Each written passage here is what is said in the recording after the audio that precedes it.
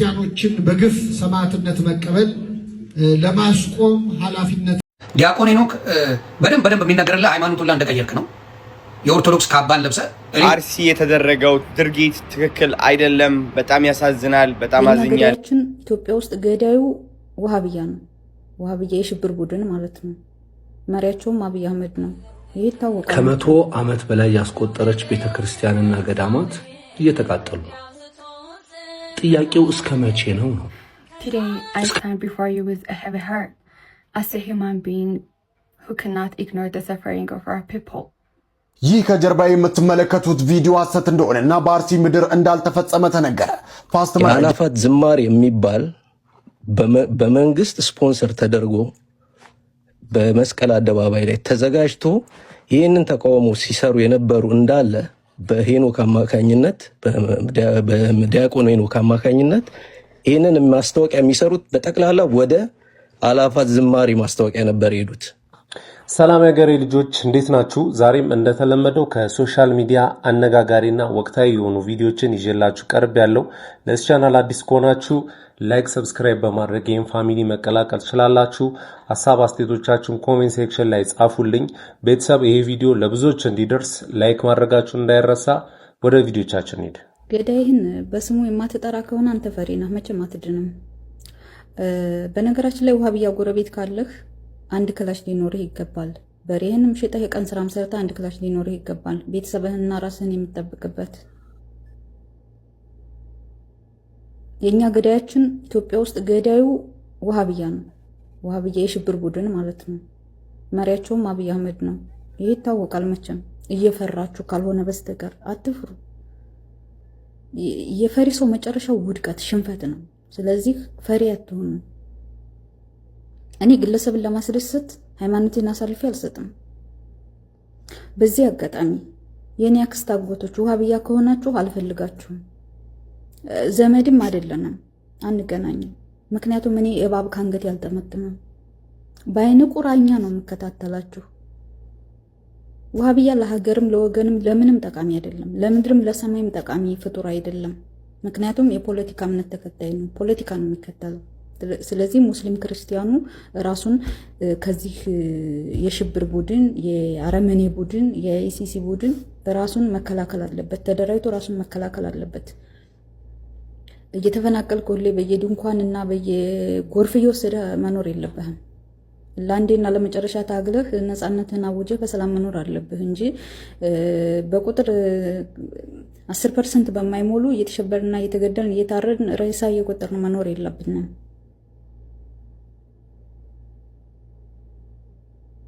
ስለዚህ እና ደግሞ መልእክቴ ደግሞ እዚህ ላይቭ ላይ ገብታችሁ አሸሸ ገዳሚ ለምትሉ ደስተኞች፣ ዘፋኞች ድምጽ ብትሆኑም እንዳትሆኑ ነው። የልጅቷ ድምጿና የአፏ እንቅስቃሴ ትንሽ የተራራቀ ነው እና ለዛ ሶሪ ብያለሁ።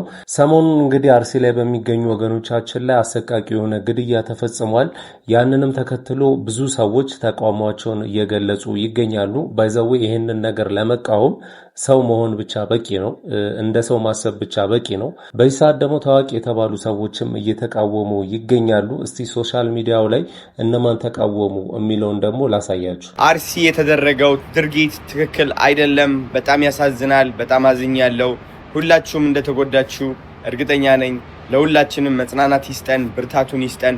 እኔ ዱባይ ስለሆንኩኝ ብዙ ቪዲዮዎች እየመጡልኝ አልነበረም ስለ አርሲ ማለት ነው። ላይቭ ገብቼ ትናንትና ማታ ነው በጣም ብዙ ሰዎች አርሲ ያሉ ሲጽፉልኝ ምን ያህል ሲሪየስ እንደሆነ ያወቅኩትና ቆይቼ ቪዲዮ ስለሰራው በጣም ይቅርታ አድርጉልኝ። አርሲ ለሚገኙትና መላ ኢትዮጵያውያን መጽናናትና ብርታትን እመኛለሁ። እግዚአብሔር ደግሞ ደርሶልን ሰላም፣ ፍቅር እንዲያሰፍንልን እጸልያለሁ። እወዳችኋለሁ። በርቱልኝ፣ ጠንክሩልኝ። አብረን እንወጣዋለን። ይሄንም እወዳችኋለሁ። እሺ፣ ዛሬም የኦርቶዶክስ ተዋህዶ ልጆች በአርሲ ክልል ላይ እየተገደሉ ነው፣ እየታረዱ ነው፣ በቁማቸው እየተቃጠሉ ነው፣ እየተሰደዱ ነው። ከመቶ ዓመት በላይ ያስቆጠረች ቤተክርስቲያንና ገዳማት እየተቃጠሉ ነው። ጥያቄው እስከ መቼ ነው? እስከ መቼ ነው? እነዚህ ነገሮች መቼ ነው የሚቆሙት? ስንተኛ ጊዜያችን ነው አሁን አርሲ ክልል ላይ የኦርቶዶክስ ተዋሕዶ ልጆች ተገደሉ ሲባል የሰማነው? እዛ አካባቢ ያላችሁ የጸጥታ አካላት ምንድን ነው? የሃይማኖት አባቶች ጸጥታው እስከ መቼ ነው? ዝምታው እስከ መቼ ነው? ቤተክርስቲያን ተነካች፣ እኛ ተነካን፣ ጥቁር ለብሳችሁ ውጡ ስትሉን ወጣን አይደለም? አሁን ደግሞ በተራችሁ እናንተ ድምፁ ነው አትችም። ቤተክርስቲያን እናንተ እኮ ናችሁ ተወካዮቹ። ለሚመለከተው አካል ሞት ይቁም ሞት ይብቃን ብላችሁ ለምንድነው ድምጽ የማትሆኑት? መንግስትስ ይሄንን ነገር ለምን አታስቆምልን? ካንተ አቅም በላይ አይደሉም እነዚህ ሰዎች። ከመንግስት ከህግ በላይ የሆነ ሰው የለም እዚህ ምድር ላይ።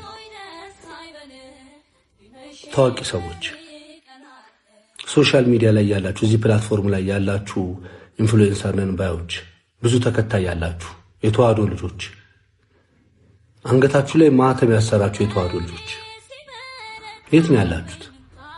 ያንተ ታዋቂነት ያንተ ኢንፍሉዌንሰርነት ለዚህ ቀን ለዚህ ሰዓት ካልሆነ ለምን ቢቀር አይሻልም? የኦርቶዶክስ ተዋሕዶ ልጆች በአርሲ ክልል ላይ መሞታቸው ይብቃ ማለት እኮ ከፖለቲካ ጋር የሚገናኝ ነገር አይደለም። ምንም ነገር ከፖለቲካ ጋር እኮ አይገናኝም። ለምን ወጣችሁ ድምጽ ማትሆኑት? ለምንድን ነው ለሚመለከተው አካል ማታደርሱት በድምጻችሁ? እዛ አካባቢ ያላችሁ ደግሞ ገዳዮች ምንድነው? እስከ መቼ ነው? አይበቃም? ምንድነው ጥቅሙ? የሰው ልጅ መግደልና ማረድ ምንድነው ጥቅሙ? አረ ከብት እንኳን ሲታረድ እኮ ያሳዝናል በእውነት። ይሄ ለበዓል የምናርዳቸው ዶሮ ፍየልና በግ እንኳን እኮ ያሳዝናሉ ሲታረዱ። እንኳን ይሄን የመሰለ ክቡር የሆነ የሰው ልጅ ነፍስ ይቅርና።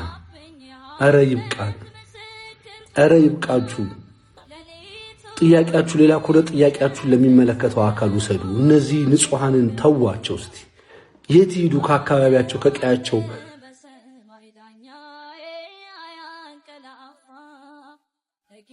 በአርሲ ክልል ላይ ሰማዕት የሆናችሁ የኦርቶዶክስ ተዋሕዶ ልጆች እግዚአብሔር ነፍሳችሁን በመንግስተ ሰማያት ይቀበልልን፣ ነፍስ ይማርልን። ለቤተሰቦቻችሁ፣ ለወዳጅ ዘመዶቻችሁ፣ ለተዋሕዶ ልጆች በአጠቃላይ መጽናናቱን ይስጥልን። ሌላማ ምን ይባላል? ሶሻል ሚዲያ ላይ ኢንፍሉዌንሰር ስትሆኑ በጣም ብዙ አስቸጋሪ ነገሮች ይገጥማቸዋል። እኔ ተጽዕኖ ፈጣሪ አይደለሁም፣ ግን እንደነሱ ሆኜ ሳስበው አንድ እምነት ይኖራቸዋል። እነሱ ለእምነታቸው ብቻ ከሆነ የሚናገሩት ያው የኛን ህዝብ ታውቁታላችሁ። በእኛ ሀገር ላይ ደግሞ ኦርቶዶክሱም ሙስሊሙም ፕሮቴስታንቱም ብዙ ችግሮች እየገጠማቸው ይገኛል። ግን ለዚህ መፍትሄ ይሆናል ብዬ የማስበው ምንድነው፣ ሁሉም ሃይማኖት በአንድ ላይ ሲቆም ብቻ ነው መፍትሄው ሊገኝ የሚችለው እንጂ እንደዚህ ተነጣጥሎ ኦርቶዶክስ ስትጎዳ ሙስሊሙ ዝም ካለ፣ ሙስሊሙ ሲጎዳ ፕሮቴስታንቱ ዝም ካለ መቼም መፍትሄ ሊገኝ አይችልም። ካጠፋው እናንተ አርሙኝ። የተሰማችሁን ሐሳብ አስተያየቶቻችሁን ኮሜንት ሴክሽን ላይ ጻፉልኝ። Today I stand before you with a heavy heart as a human being who cannot ignore the suffering of our people. How long will RC suffer? How many more must die? How many more churches must burn? I refuse to stay silent. This is not just violence. It is the loss of our history, our faith, and our people. I speak for the innocent. I speak for the lost. I speak for every life taken, every family broken. I speak for the voiceless, the victims, and of course the community living in fear. I raise my voice for those who can no longer speak. We cannot stay silent. We must call for peace, for justice, for humanity. Please, ቤተክርስቲያኖቻችንን አትንኩብን። ማረፊያዎቻችን ናቸው፣ መደበቂያዎቻችን ናቸው፣ ሰላም ማግኛዎቻችን ናቸው። እባካችሁ ቤተክርስቲያኖቻችንን ታውልን፣ ልጆቻችንን አትንኩብን። ለኢትዮጵያ ሄልፕ ፕሊዝ። እንደሰማችሁት እንግዲህ አርቲስት ማራማየትም በእንግሊዘኛ ድምጽ ሆናለች፣ ለዓለም አቀፍ ማህበረሰቡ እንዲደርስ ሆናለች። ሌሎቻችሁስ ሁላችሁም ይሄ ሃይማኖት የሚጠይቅ ጉዳይ አይደለም፣ የሰው ጉዳት የሚያሳስባችሁ ትቃወሙ ይገባል። ዲያቆን ሄኖክ በደንብ የሚናገርልህ ሃይማኖቱን እንደቀየርክ ነው። የኦርቶዶክስ ካባን ለብሰ እኔ ካቶሊክ አባቶች ጋር ኢትዮጵያውያን በማያውቁት የኢትዮጵያ ኦርቶዶክስ ተዋሕዶ ባልፈቀደችው ከካቶሊክ ዋናው ፖፕ ጋር ተገናኝተ ብዙ ሴራ እንደሰራ ተደርሶበታል። በቅርብ መግለጫው ይወጣል።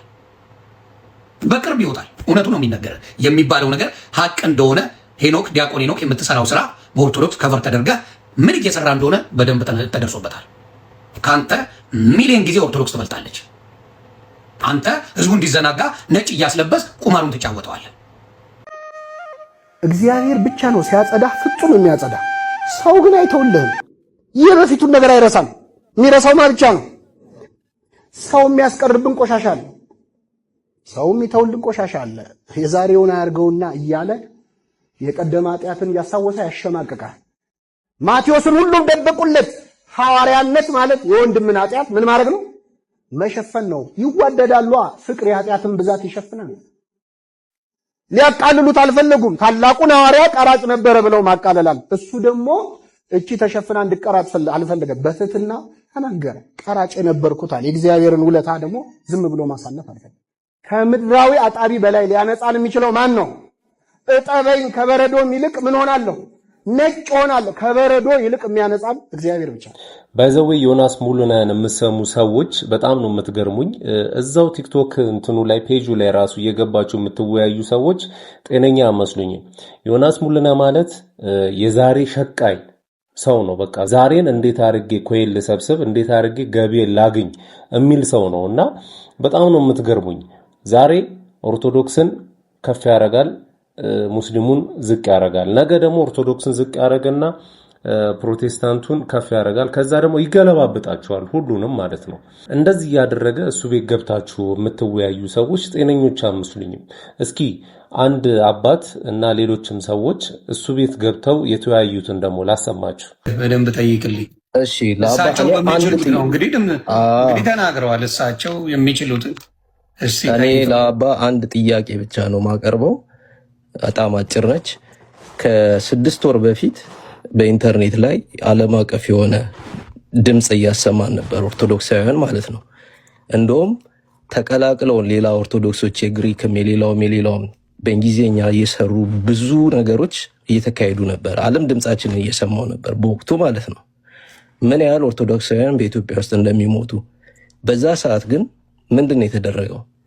የአላፋት ዝማሬ የሚባል በመንግስት ስፖንሰር ተደርጎ በመስቀል አደባባይ ላይ ተዘጋጅቶ ይህንን ተቃውሞ ሲሰሩ የነበሩ እንዳለ በሄኖክ አማካኝነት በዲያቆን ሄኖክ አማካኝነት ይህንን ማስታወቂያ የሚሰሩት በጠቅላላ ወደ አላፋት ዝማሬ ማስታወቂያ ነበር የሄዱት። የቱን ድምፅ የሚያሰሙት በሞላ ወደ ምንድን ሄዱት? አላፋት ዝማሬን በማስተዋወቅ ነበር። የአላፋት ዝማሬ ሲተዋወቅ እና በየሚዲያው ላይ እንደዚህ አይነት ምስል ሲቀርብ ምንድን የተሰማው ለዓለም? የኢትዮጵያ ኦርቶዶክሳውያን ደህና ናቸው፣ ምንም አይነት ግድያና ምንጮጮት ውሸት እንደሆነ ነበር ገጽታውን ለዓለም ሲያሳይ ነበረው። በመንግስት ስፖንሰርነት ማለት ነው። ነጭ ተለብሶ ጥቁር ተለብሶ እንኳን ይወጣ ሲባል ጥቁር አልተለበሰም ነበር። ነጭ ተለብሶ ሰላም ነን የሚል ገጽታ ነበረ ለዓለም ያሳየ ነው። እዛ ጋር ተገለናል፣ ጥቁር ለብሰናል። እዚህ ጋር ደግሞ ነጭ ለብሰን ሰላም ነን የሚል በመንግስት ስፖንሰርነት ቀርቦ ነበረ። ያ ሁሉ ድምፅ ያ ሁሉ ለቅሶ የተዳፈነው በመንግስት ስፖንሰርነት በዲያቆን ሄኖክ አበረታችነትና እንደዚሁም ዲያቆን ሄኖክን በሚከተሉ ከዛ በፊት ያንን ማስታወቂያ ሲሰሩ የነበሩ ሞተናል ሲሉ የነበሩ ተመልሰው ሰላም ነን የሚል ማስታወቂያ ተሰርቶ ነው ያ ነገር የተቋረጠው። እና እርሶም የሚያውቁት ነገር ነበረ። ያኔ የአላፋት ዝማሬ ሲተዋወቅ ሲቃወሙ የነበሩ ምን ሲደረጉ እንደነበሩ ምን ሲባሉ እንደነበሩ ያውቃሉ። እና ይሄ ነገር እንዴት ያዩታል? ራሳችን ሞትን ራሳችን ሰላም ነን እያልን እንዴት ነው ምንድን ነው ማለት ነው? አንዴ ሞትን አንዴ ሰላም ነን ይሰራል። አንዴ ጥቁር አንዴ ነጭ እየለበስን ምንድን ነው? አሩሲ ስለሆነ ነው እንዴ? ማለት አዲስ አበባ ስላልተገደለ ነው? ምንድን ነው? እዚህ ጋር ሚዲያ ላይ ኦርቶዶክሶች ሌላውን አሁን ለምሳሌ ጴንጤውንም ሌላውን አምጥተን ምንድን ነው ኦርቶዶክስ የምናደርገው? ልናስገድለው ነው? ማንጠብቅ ከሆነ ምዕመናችንን ገዳም ልናሰራ ነው፣ ገንዘብ አዋጡ ይባላል። ኦኬ፣ ገጠር ላይ ገዳም ሰብስበ ከዛ ሊገደል ነው? ምንድን እያዘጋጀንለት ያለው? ምዕመኑ መጀመሪያ ጠብቀናል ወይ? ካልጠበቅነው ለምንድን ነው ልም ያለ ጫካ ውስጥ ቤተክርስቲያን የምንሰራለት? ተመርጦ እንዲገደል? ይሄ ነው እየተደረገ ያለው ማለት ነው። እና በዚህ ጉዳይ ላይ በተለይ በዲያቆን ሄኖክ ዛሬ የታለ እሱ? ትናንት ሰላም ነን ሲል ነበር። ስንሞት ዛሬ ወጥቶ የታለ? ፊት ለፊት መቆም ያለበት እሱ ነው። እሱ እንዲጠየቅልን ነው የምንፈልገው፣ የመጀመሪያው ሰው ይሄን ነው። ዮኒዬ ቴንኪው። በጣም ጥሩ። የሚገርም ነገር ዘመድኩን ይሄን ሰው በጣም አድርጎ ተቃውሞታል። እኔ ደግሞ ከምን አንጻር እንደሆነ ስላልገባኝ በዛ ሰዓት ሌላም ነገሩ ስለነበርኩኝ አስተውዬ አላየሁትም እንጂ ዘመድኩን በዚህ ጉዳይ ላይ በደንብ አድርጎ ሲናገር ነበረ።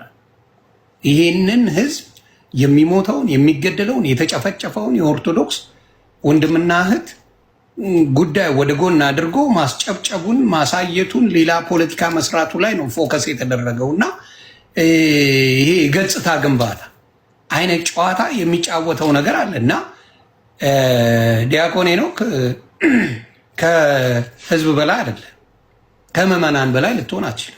የምዕመናን ስሜት ላይ አሁን ምንም አይነት ድምፅ ካልሰጠ ምንም አይነት ነገር ካላረግ አንተም ተባባሪ ነህ ብለን ነው የምናስበው። ይሄ ለሚጨፈጨፈው የኦርቶዶክስ ወገን ዝም የምትል ከሆነ ተባባሪው አንተ ጭምርና ብዬ ነው የምለው እና ይህን ነገር ለህዝብ ማሳወቅ አለበት።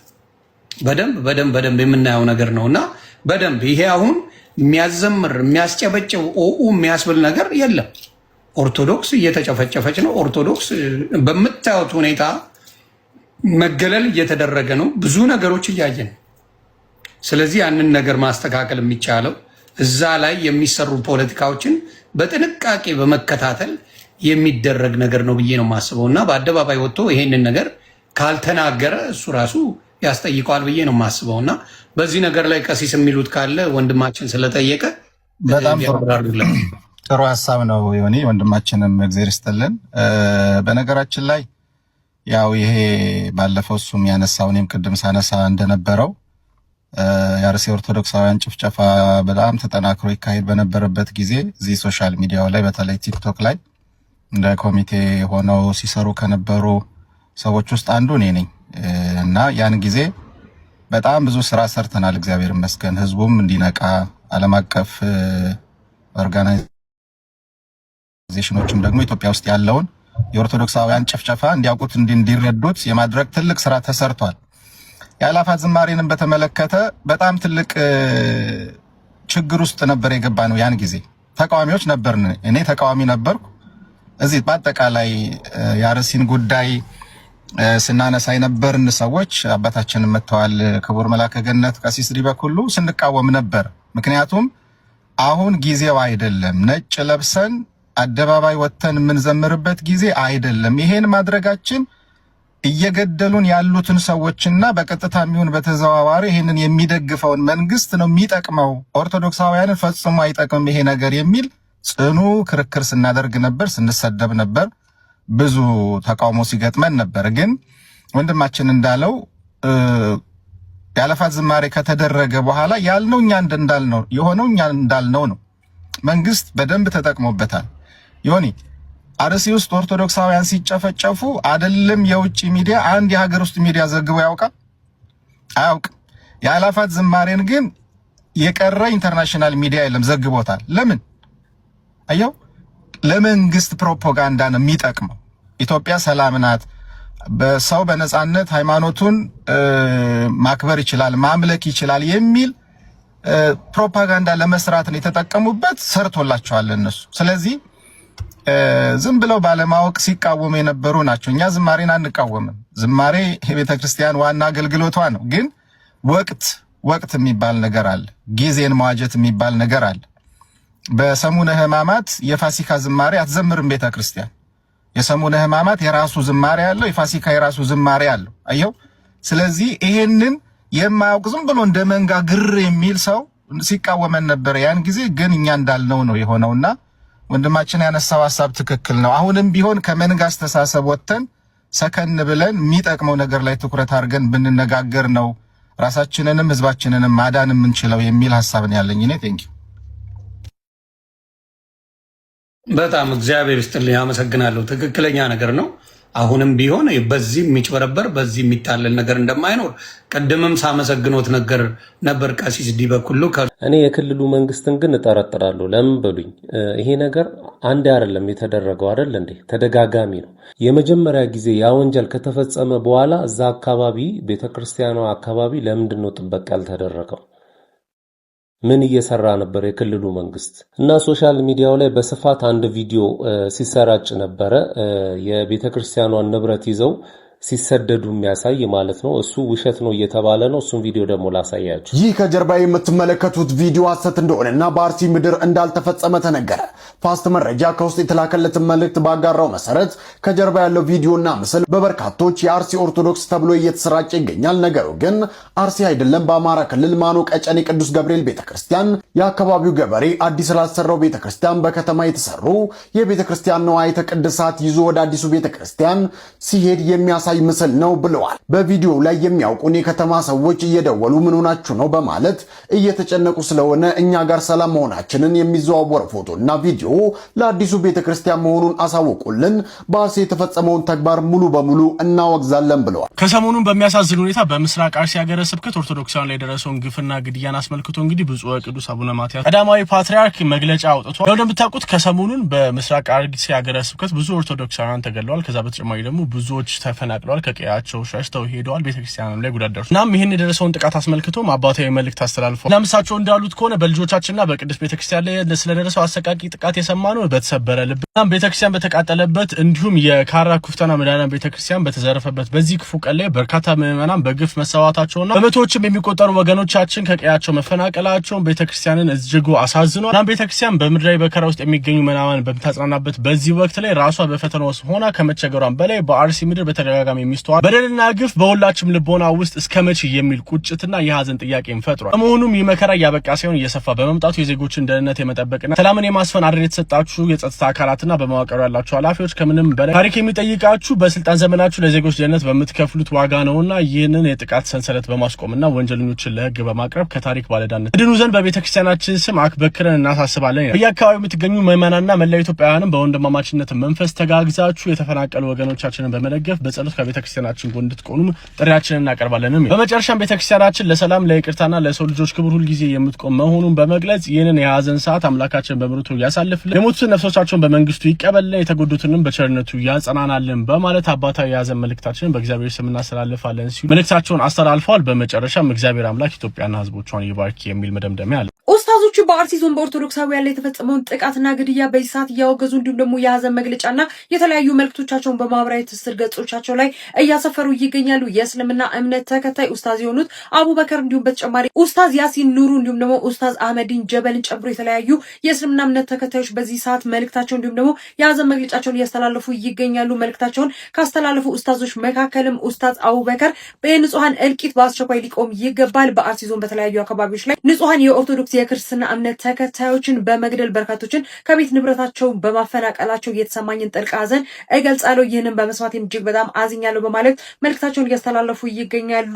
ኡስታዙ አክለውም ይህን ሰይጣናዊ ተግባር በጽኑ አወግዛለሁ ሲሉ በዛሬው ዕለት መልእክታቸውን በማህበራዊ ትስስር ገጻቸው ላይ እያስተላለፉ ይገኛሉ። በተጨማሪም ደግሞ ኡስታዝ ያሲን ኑሩ በማህበራዊ ትስስር ገጻቸው ላይ እንዲህ ብለዋል። ኡስታዙ በአርሲ ዞን በኦርቶዶክሳውያን ላይ የተፈጸመውን አሰቃቂ ጥቃት እንዲህ ሲሉ ያወገዙ ሲሆን ምን ነው የተከበረው የሰው ልጅ ህይወት እንዲህ ረከሰ ሲሉ ጥያቄያቸውን አቅርበው ደመና በማለትም እንግዲህ ድርጊቱ የኦርቶዶክሳውያን ደመና መቅረቱንም ጭምር በዚህ መልኩ አስተላልፈዋል። በምስራቅ አርሲ ዞን በውድ ወገኖቻችን ላይ የተፈጸመውን አሰቃቂ ድርጊት በመስማቴ እጅግ በጣም አዝኛለሁ፣ የተሰማኝን ጥልቅና መሪር ሀዘንም ለመግለጽ እወዳለሁ ሲሉ ኡስታዙ መልእክታቸውን በማህበራዊ ትስስር ገጻቸው ላይ አስተላልፈዋል። እንዲሁም በተጨማሪ ኡስታዝ አህመዲን ጀበልም እንዲህ ሲሉ በማህበራዊ ትስስር ገጻቸው ላይ መልእክቶችን እያስተላለፉ ይገኛሉ። ኡስታዙም የንጹሃን ደም ያለ አግባብ መፍሰስና የዜጎች መገደል በአስቸኳይ ሊቆም ይገባል፣ ለዘላቂ ሰላም በጋራ እንምከር ሲሉ መልእክታቸውን እያስተላለፉ ይገኛሉ። በአርሲ ዞን በተለያዩ አካባቢዎች ላይ ኦርቶዶክሳውያን ማለት ነው በተደጋጋሚ ግድያ እንዲሁም ደግሞ አፈናና የንብረት መቃጠልና መውደም እንዲሁም በተጨማሪ ደግሞ በቤተክርስቲያኖች ላይ ማለት ነው የተለያዩ ጥቃትና ቃጠሎች ጭምር እየተከሰቱ ይገኛል። አሁንም ድምጻችንን እናሰማለን ለሚመለከተው አካል ማለት ነው በድጋሚ መልእክታችንን ማስተላለፍ እንወዳለን። ለሞቱት ነፍሳቸውን ይማርልን። ነገ በሌላ ቤተ እምነት ላይ እንደዚህ አይነት አሰቃቂ ነገር ሲደርስ ሁላችንም ልንቃወም ይገባል እላለሁ። ለማንኛውም ቤተሰብ እስካሁን ድረስ አይታችሁ ላይክ ያላደረጋችሁ ላይክ አድርጉ። ሌላ ጊዜ በተሻለ ቪዲዮ እስከምንገናኝ ድረስ ማጣት አያገኛችሁ፣ ማግኘት አይለፋችሁ። ሰላም ሁኑልኝ።